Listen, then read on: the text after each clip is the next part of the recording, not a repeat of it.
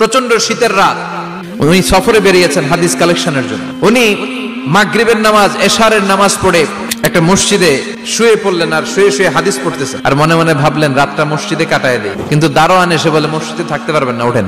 উনি যে আহমদ ইবনে হাম্বল এটা চিনে নাই, কাঁথা গুছিয়ে হাদিসের কিতাব নিয়ে কাঁধের মধ্যে ব্যাগ নিয়ে মসজিদ থেকে বের হয়ে গেলেন। কি আর করবেন, প্রচন্ড শীত, আর কাঁপতেছেন বুড়ো মানুষ। পথিমধ্যে দেখলেন বাজার একজন খাব্বাজ, শাবুন খাব্বাজ, যুবক রুটি বিক্রেতা। সে রুটি বিক্রি করে। সে যে সালাম দিল, আসসালামু আলাইকুম। আহমদ ইবনে হাম্বল বলে, যুবক, আমার যাওয়ার জায়গা নেই, সফরে বেরিয়েছি, খুব শীতে কষ্ট পাচ্ছি, রাতে যদি তোমার এই চুলা থেকে একটু আগুন পোহাই কোনো সমস্যা?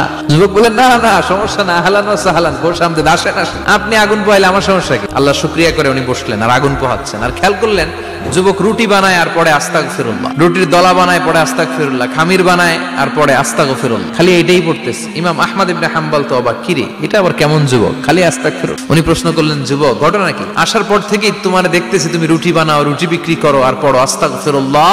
যুবক বলে, আস্তাগফিরুল্লাহ আমার সবচেয়ে বেশি পছন্দের আমল, আমি সব সময় আঠার মতো ইস্তেগফারের সাথে লেগে থাকি আর সব সময় পড়তে থাকি আস্তাগফিরুল্লাহ, আর এর বদৌলতে আল্লাহ আমারে মুস্তাজাবুদ দাওয়া বানিয়ে দিয়েছে। আহমদ ইবনে হাম্বল তো অবাক, তুমি মুস্তাজাবুদ দাওয়া, রুটিওয়ালা?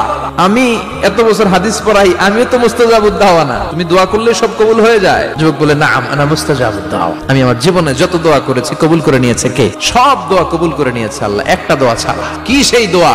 যুবক এবার বলতে শুরু করলো, আমার জীবনে যে দোয়াটা আল্লাহ কবুল করে নাই সেটা হচ্ছে আমি আল্লাহর কাছে অনেক চেয়েছি, অনেক দোয়া করেছি, যে আল্লাহ শুনেছি এই জামানার সবচেয়ে বড় মুহাদ্দিস, তার নাম নাকি ইমাম আহমদ ইবনে হাম্বল, আল্লাহ তোমার কাছে আমার চাওয়া আমি যেন এই ইমাম আহমদ ইবনে হাম্বলরে দেখে মরতে পারি। আহমদ ইবনে হাম্বল আবেগপ্রবণ হয়ে গেলেন, চোখের পানি ছেড়ে দিলেন, বললেন, যুবক তোমার এই দোয়াটাও কবুল হয়ে গিয়েছে, আহমদ ইবনে হাম্বল তোমার দরবারে ছুটে এসেছে।